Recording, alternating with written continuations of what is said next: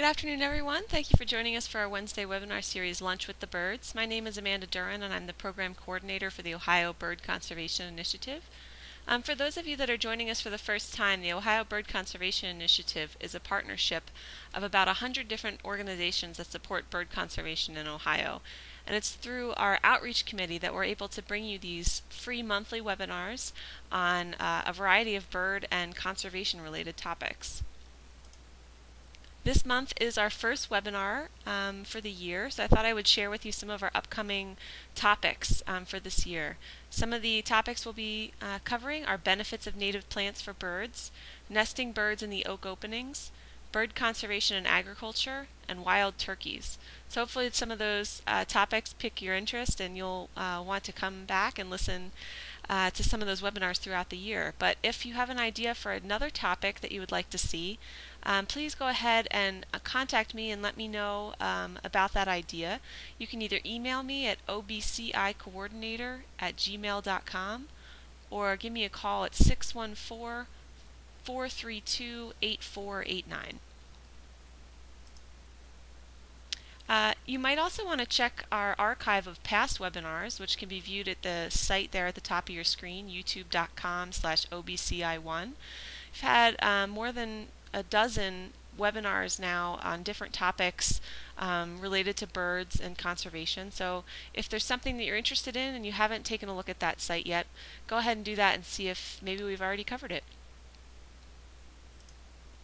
But today, of course, we're here to talk about winter bird survival, and we're thrilled to welcome our presenter, Tammy Saunders, who is a naturalist with the MetroParks of the Toledo area. Tammy has been a naturalist for the MetroParks of the Toledo area for over 15 years, and she is an NAI certified interpretive guide, and she enjoys birdwatching, camping, and travel. At the MetroParks, she works primarily with the preschool programs like We Workshop, which is a program designed to encourage parents and their preschool children to get outside and learn about nature. She also does a lot of geocaching programs at the parks, as well as general nature walks for school children of all ages. So with that, I'd like to turn it over to our presenter and welcome Tammy Saunders. Thank you, Amanda, and I would like to welcome everybody and thank you for joining us and listening today. Sorry for postponing. I had pretty bad sore throat last week, so I'm sure this will be a lot better. So let's go ahead and get started. Here we have a male and female cardinal. Beautiful pictures of them in the wintertime, and we're lucky enough to be able to view them here at the MetroParks in our window on wildlife. We have a little special room where you can sit nice and warm and watch them at the feeders. And you can also do that at home, obviously. But the question that often comes up when we're watching them outside in the cold is, how do birds survive the winter? Well, I thought we could start by looking at how people survive the winter. We do have a lot better than people did long ago.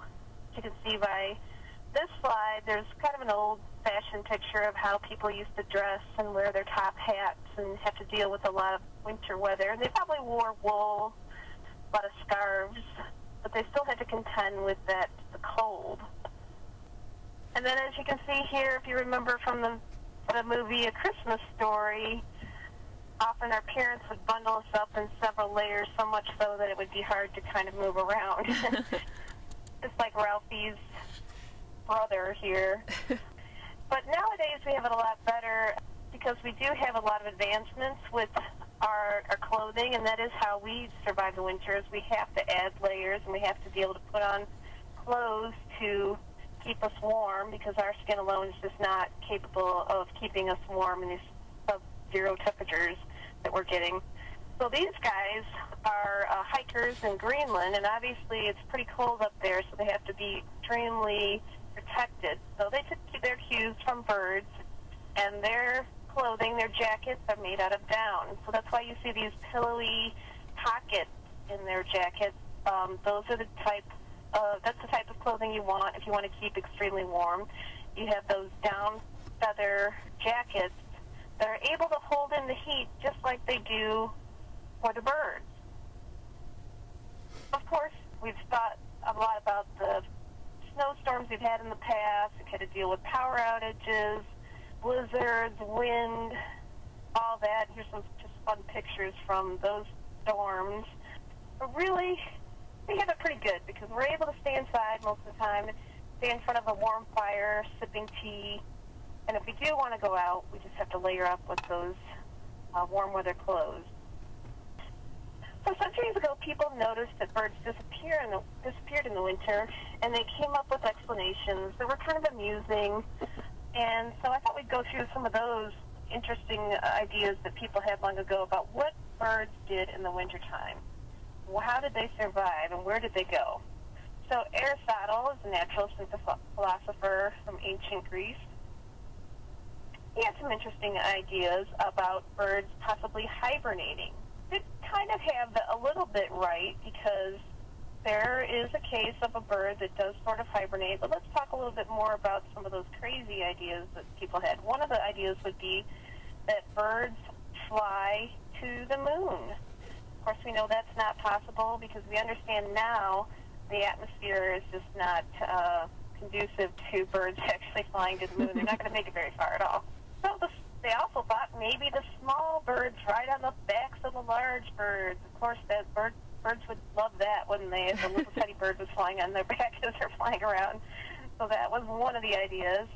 The next idea is that birds would change into something else in the wintertime. Now, this could make for some really exciting and difficult bird watching if it was true, but fortunately it's not, so they don't change into anything else, and so they had to go on and wonder what else could possibly be happening. Birds spend their winter maybe in caves and trees. That's also a possibility that people thought about. And then, of course, the birds hibernating in the mud was also a very popular idea. There were even some people that swore they actually found swallows hibernating in the mud with the amphibians. Now, this bird is the common poorwill. They do actually sleep, so to speak. They go into a torpor for extended periods in the winter months. And this happens in the southern edge of its range in the United States, where it spends much of the winter inactive, concealed in piles of rocks. And this behavior has been reported in California and New Mexico. Such an extended period of torpor is close to a state of hibernation, but not exactly. It's not known among other birds. This is a bird that's possibly the only bird that does hibernate. It is true that many species, such as chickadees, nightjars, and swifts, regularly will go into a torpor under cold stress on winter nights, but they don't really go into like a full hibernation like, say, groundhogs do. So what do birds do in the winter? Well, we mentioned before that some stay where they are, and we know that because when we go to our window in wildlife here at Wildwood or any of our MetroParks or look out our window, we see frequent birds coming to our feeders and visiting and eating all our seed. We have to keep refilling it, so we know they're here. See, year-round residents like this black-capped chickadee, he's definitely an interesting subject to talk about when you consider winter bird survival. They have some pretty interesting adaptations. They have an internal temperature of 107, that's Fahrenheit, and one of the ways they will survive is by creating temporary food caches. So food caches, where they would you'd often see this at feeders too, gathering the seeds, taking off, finding places to stash those seeds for later. So that's one of their techniques. The chickadee does have an ability to go into a regulated hypothermia, and it can actually lower its body temperature in a controlled manner to about 12 or 15 degrees below its normal daytime temperature of 108. So by doing this, it can conserve almost 25% of its hourly metabolic expenditure when the outside temperature is at freezing. The lower the outside temperature, the more energy there is conserved. There's actually a wildlife ecologist, Margaret Clark Brittingham. She kept track of 576 black-capped chickadees over 3 winters. And her research at the University of Wisconsin showed that during mild winters, chickadees that had been exposed to feeders at a supplemental food source apparently did not become dependent on feeder food. They survived at the same rate when the feeder food was removed, as did chickadees that subsided solely on insect eggs and wild seeds and had never been exposed to feeder food. So her research did find that during harsh weather, which would be in her case the 10 degrees below Fahrenheit, black-capped chickadees benefited from supplemental food they obtained at feeders.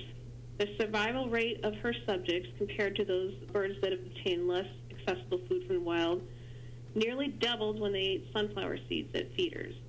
So they do benefit somewhat from supplemental foods, especially when the weather's extremely harsh. The thing that really impressed me about chickadees, she says, is their metabolism. We weighed the birds early in the morning and found they had virtually no body fat. Yet the same birds examined in the afternoon of the same day were bulging with fat.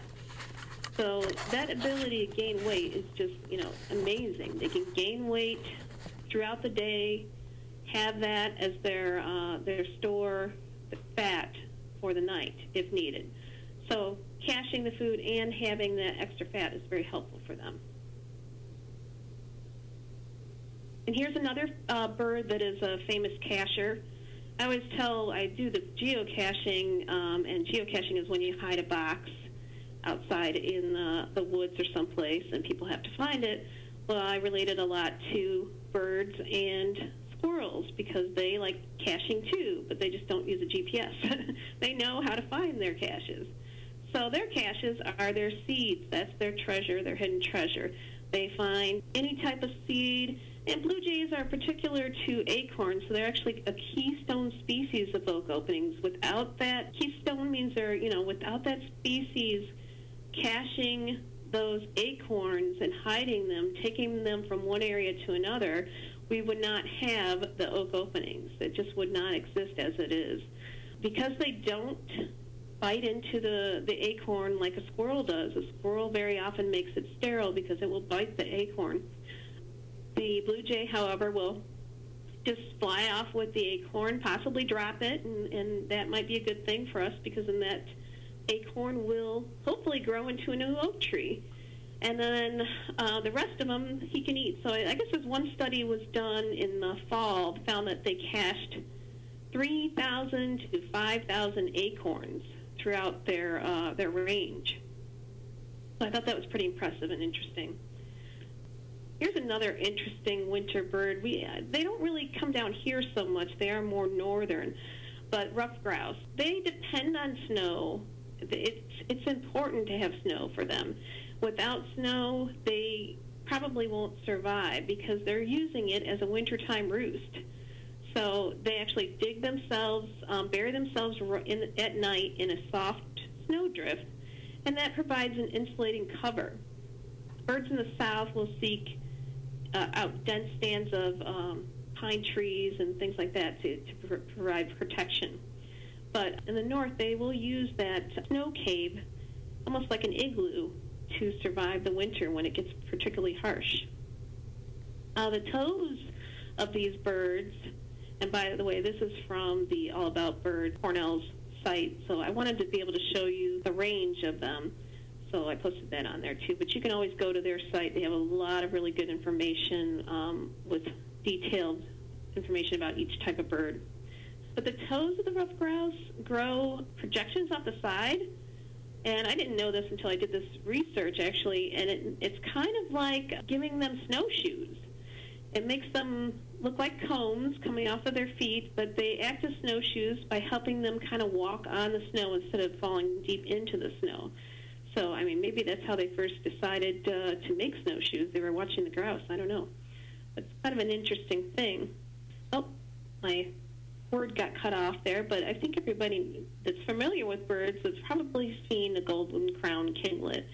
And they are pretty amazing. They're really an amazing winter survival bird. They are tiny, first of all, not too much bigger than a hummingbird, actually. They only weigh about 5 to 6 grams, which if you have a couple pennies right now, you want to grab out of your pocket and hold that in your hand, that is what 5 or 6 grams feels like. So if you can believe that bird only weighs what 2 pennies would feel like in your hand, try that later. That's all they weigh, because they are a lot of feathers. They're just a big ball of feathers. There's not a whole lot of body inside of that big ball, but they are very cute. Body temperature of this kinglet is about 110 degrees, and it's about 3 degrees higher than most winter birds, most of these winter surviving birds, and it's 6 or 7 degrees higher than humans. Obviously, if we have a 110-degree fever, we're in big trouble. So that's what they need to survive, though, and that helps them out. So good insulation reduces the energy costs. And I'll go on to this guy. This is not a kinglet, of course, but we are familiar with this bird, I'm sure. When you see them, they just look huge in the wintertime. And by the way, a lot of people think they leave for the winter. They don't always migrate. Very often, more and more, most of the robins will stay behind, because they're able to adapt, as this one is, by fluffing up its feathers. So fluffing the feathers, kind of like when you get goosebumps on your arm. If you had feathers on those goosebumps, your feathers would be fluffed up. So that's kind of what's happening here. And it makes them look like they're really fat. They're not fat, they're fluffy. They do have, of course, an increased amount of fat on their body so they can survive winter, too, but it's not quite as much as you're seeing. It's mostly just their fluffy feathers. So another way to prevent their feet from freezing, and you can kind of see it in this picture probably, is they kind of tuck their feet inside those fluff feathers. So if you have this big, nice, warm down blanket, you might want to keep your feet in there too. And then if it's extremely cold and the wind is blowing, they're going to tuck their head down too, especially to sleep for the night. They'll tuck their head and feet in. And their wings act as a raincoat. So if it does happen to rain, or even snow, but rain in particular, if it rains, it's just going to kind of roll right off because of the wings and the oil within the wings. So that helps them so they don't get soaked, because obviously that would be bad. When you're cold, you don't want to be wet because you're not going to be able to conserve heat. We're kind of getting back to the golden crowned kinglets because they're really interesting. So what do they eat in wintertime? I mean, they are insect eaters. A lot of our birds that we see that are here year-round are seed eaters, and that's why they're able to stay. They're able to forage and find seeds from all the plants, especially in the MetroParks and our prairies, that I have gone to seed in the fall and have food for them pretty much the whole winter long. But these guys eat insects. Long ago, they were kind of wondering what type of insects they could be eating, and people did hypothesize that maybe it was snow fleas, because you don't see a whole lot of insects out in the wintertime. And snow fleas would be the one that people might be more familiar with. Those are the little insects that kind of hop around on the snow. But no, it's not snow fleas, they found out. They actually like to eat caterpillars and other hidden insects that are hidden in the trees. Caterpillars hide and pretty much freeze in the wintertime under the bark. And so when they find one, it's pretty much like eating a nice caterpillar popsicle, which doesn't probably sound too good to you guys, but I'm sure it's delicious, and it really helps the kinglets out. Here's kind of a crazy fact about these guys, which I found really interesting. Kinglets are extremely dependent on food the whole winter long. They can only go, if they go for more than 1 or 2 hours in the winter without eating, without finding food, they will starve and freeze to death. And this is kind of one of those, sad facts of life. So that's why it's kind of hard to take a picture. If you're a nature photographer, you might try to take a picture of a kinglet. They're pretty much constantly foraging, moving around from tree to tree, popping up and down. They don't sit still very often because they know, well, they have that instinct that their life depends on it, and they must continue to eat. They don't really cache food like we talked about the blue jays. So they're just going to keep on moving, keep searching for food, and eat constantly during the day. They don't forage at night, and up north, not here so much, but up north the night can last from 15 to 20 hours long. So you have to wonder how they are able to survive those long, long winter nights. So I'm going to move on with this one. These are seed eaters. This is a tufted titmouse, and he's got a little seed in his mouth there.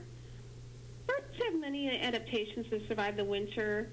Wintering birds like the American goldfinch, black-capped chickadee, and then, of course, we have this little tufted titmouse here. There's another picture. This is our goldfinch that we often see at our feeders. They're here in their summer clothing here, so to speak, their summer colors, and then, of course, darker and more muted in the wintertime. So goldfinch and chickadee, they have a lot of feathers, and they're really dependent.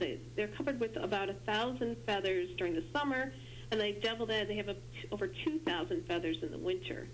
So the added amount of feathers is what's going to help them survive. During very cold days and nights, they fluff up their feathers like we talked about before, and this is going to reduce the amount of heat loss by up to 30%. But unfortunately, that extra feathers alone are not enough to make it through the winter.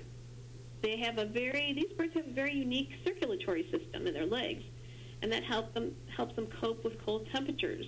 The warm arterial blood from the bird's interior that is on its way to the bird's feet, it passes through a network of small passages that runs alongside the cold, returning the blood from the feet. These vessels act like a radiator and exchange heat from the outgoing arterial blood to the cold venous blood. And this system ensures that no heat is lost and the bird's feet receive constant supply of life-sustaining blood.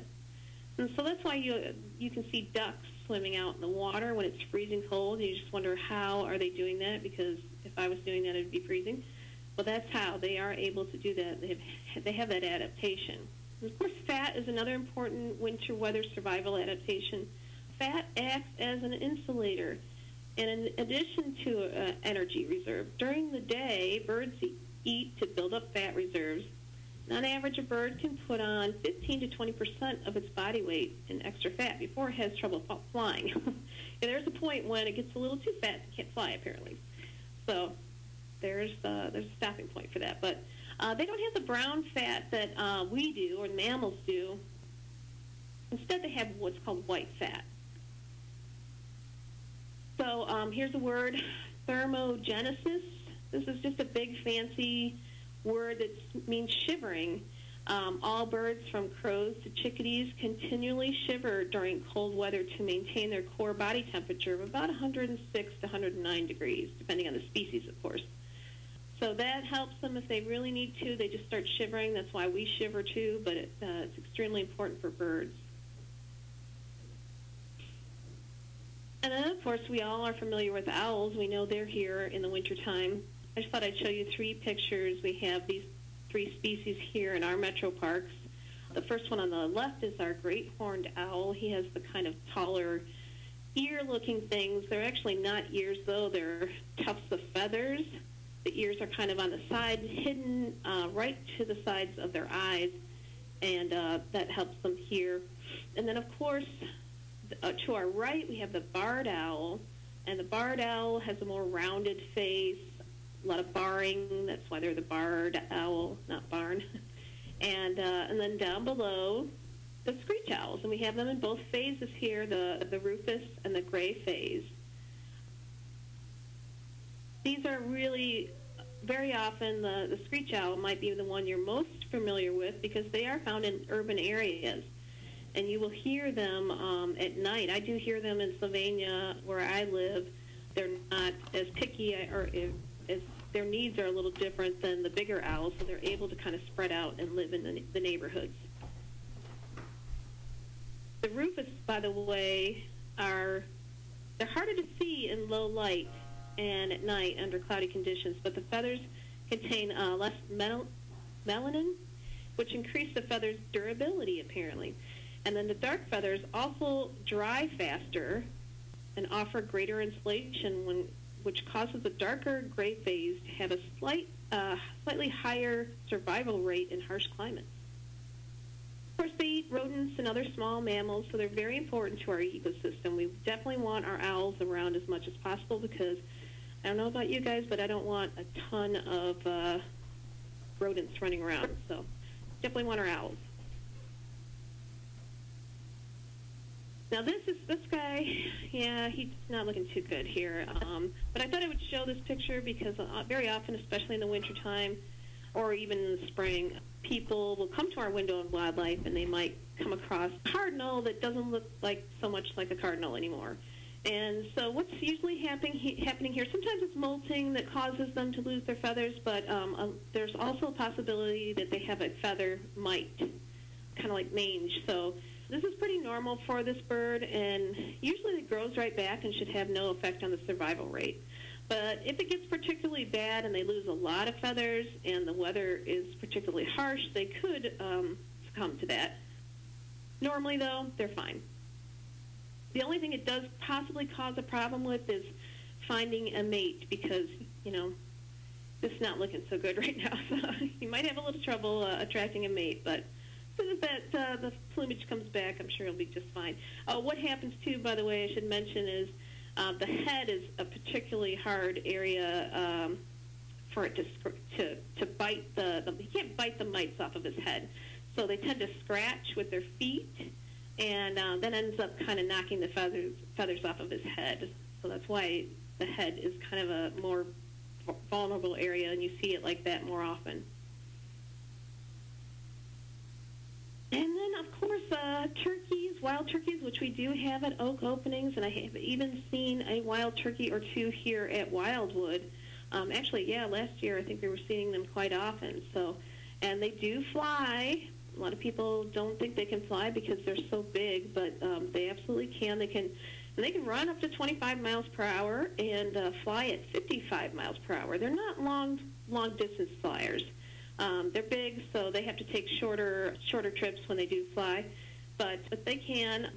I won't go into the turkeys too much because actually one of my coworkers is going to talk about turkeys at the upcoming webinar, so I'll leave that to her. But in the wintertime, they're going to kind of scrounge around using their feet, doing that typical turkey scrounging, kind of moving the leaves around and moving the snow around, looking for acorns and other types of food under the foliage and the leaf cover. We also have winter visitors like the snowbird. Dark-eyed junco is what they're called.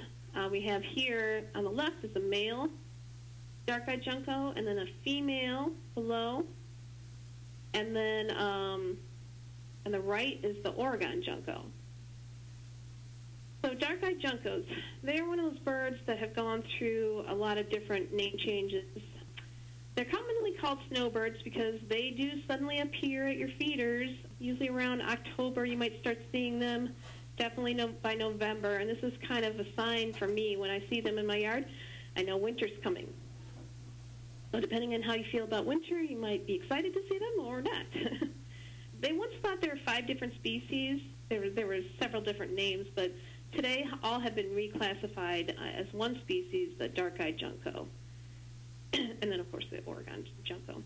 Often the most abundant bird that you will find at your feeders, and then by mid-March, the bird will suddenly disappear. So they're coming down from the north, like the other birds that we spoke of. They're not long-distance flyers either, necessarily. They don't have the proper size wings to make those really long flights. So as long as they can get down here where there's a little more food, a little more options, as opposed to up north, they have, you know, a lot more terrible weather to deal with. So they're coming down here to get food, and they're pretty happy with that, and that's good enough for them. And then they're going to head back up into their northern territories to breed in mid-March. So that's also a good sign, by the way. If you see them disappear from your feeders, you know that spring is coming. They eat, I'll tell you what they eat. They're seed eaters, so that's why we see them at our feeders pretty often. One of the interesting things about the juncos is the males will winter farther north than the females, and the younger males will winter farther north than the older males. It's believed the dark-eyed juncos do this in order to get back to breeding grounds to claim territory, since females do not claim territory, and they can winter further south, so that's also part of the reason. Red-breasted nuthatches. We have white-breasted on this slide here, white-breasted and red-breasted. And they have their own niche. They can find food no others can see, and they have their long beaks that can kind of probe into the bark bark of trees to get the food. Actually, the white-breasted nuthatch is the only tree forager to travel head down first on the tree. So if you see a bird walking head down, that's probably the white-breasted nuthatch. So they're here year-round, too. Okay, well, that is pretty much my conclusion, but I do want to talk about some birding opportunities that we have coming up at the MetroParks really quick. So if you are interested and you are in the area and you're able to, we have Coffee with the Birds, which is going to start every Thursday in May from 8 a.m. to 9:30. And that is at Wildwood Preserve Metro Park. You meet at the Mets Visitor Center. And you do have to register for this, but it is free.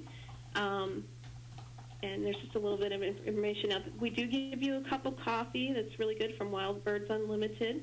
So that's a great way to start your day, to join us. And we go into the Wind on Wildlife. And if the weather's pretty nice, we'll also take a little hike if you're interested and see what birds we can find in the area. So that's something you can check out. And one other thing here, we have a field study for adults. Birds Along the River, that is May 14th. Sorry, I don't have this up on a slide. That is May 14th, field study for adults, Birds Along the River. That's at Side Cut Metro Park, which is in Maumee, and the Riverview area from 6 to 8 p.m. So this is another one. Go to our MetroParks website and register for that one if you're interested. And then this one is Wild Fridays, Woodcock, Whimsy. This is a really cool one to go to if you can. This is April 10th. And I believe that is, get the details on that, but I'm pretty sure that is here at Wildwood. Yes, this is at Wildwood, also at the Mets Visitor Center from 7:30 to 9 p.m. for that. And then I thought I would mention, too, the Biggest Week. We do partner with the Biggest Week in Birding, which is coming up May 8th through the 17th. I'm sure a lot of people are talking about that already. I looked at the website today. It looks like the registration opens mid-February, so keep an eye on that. I did put the website there below, or you can just Google the Biggest Week in Birding. I'm sure you'll find it that way, too. But we do some different tours in conjunction with the Biggest Week. We also will probably have people out at Oak Openings, because it tends to be one of our more popular birding spots, or Pearson as well, to help out during the Biggest Week, so that if you're looking for a particular bird, hopefully we can help you find it and show you the good areas of the parks. Also want to plug my Twitter. I'm running this MetroParks Birding Twitter. It's just MPT Birding. So if you are really interested in birding and you like to keep track of the events that we have at the MetroParks that are birding related, or if you happen to see a really exciting bird in the MetroParks, please, if you're into Twitter, you can tweet me and let me know about it, and then I will pass it on. It's kind of what we're doing with this. I am more active with this Twitter account during the Biggest Week, because so many people are out here and they're trying to find as many birds as they can during that week. So if we see something exciting, we're trying to get that information out there. It's also on our Facebook, too, but so you can add me on Twitter if you want to. That would be great. And then here's just a few photo credits. Mark and Sherry Plesner, of course, are great, and Bob Jaxie, Julie Shield Castle, and then a Cornell, All About Birds. Of course, that website is very helpful. One last thing, too, I forgot to put this on here, but a lot of my information that I got was from a book called Winter World, The Ingenuity of Animal Survival. And that is a book by Bernard, I believe it's pronounced B-E-R-N-D, Heinrich. And it's a great book about winter animal survival. And there's like whole chapters, chapters about the golden crown kinglet. And I didn't want to go on too long about it on here, but actually I could probably do a whole PowerPoint just on the golden crown kinglet, because it's just an amazing bird. But he says at the beginning of this book, actually, that he was inspired as a child by watching the golden crown kinglet survive in the the woods of Maine, and also inspired to write this book because of that. So he learned a lot growing up, and it's a really good read. It's interesting, and you should definitely check it out. I noticed that it was on Amazon the other day. You can download it for like $3 or $4 right now. So it's been out since 2003, I believe, but it's a great resource if you're interested in learning more about not just birds, but mammals, insects, everything that survives winter.